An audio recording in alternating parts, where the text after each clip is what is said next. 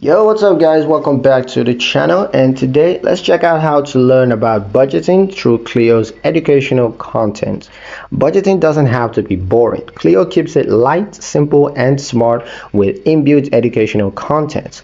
Let's see how to access and use that. Step 1. Open the app and go to Learn or tap Chat.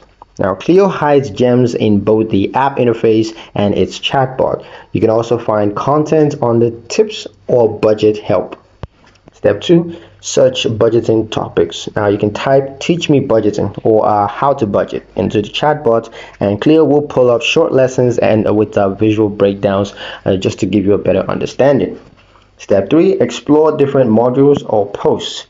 Now, Cleo covers stuff like the 50-30-20 rule, how to create a zero-based budget, and even how to budget when you're broke.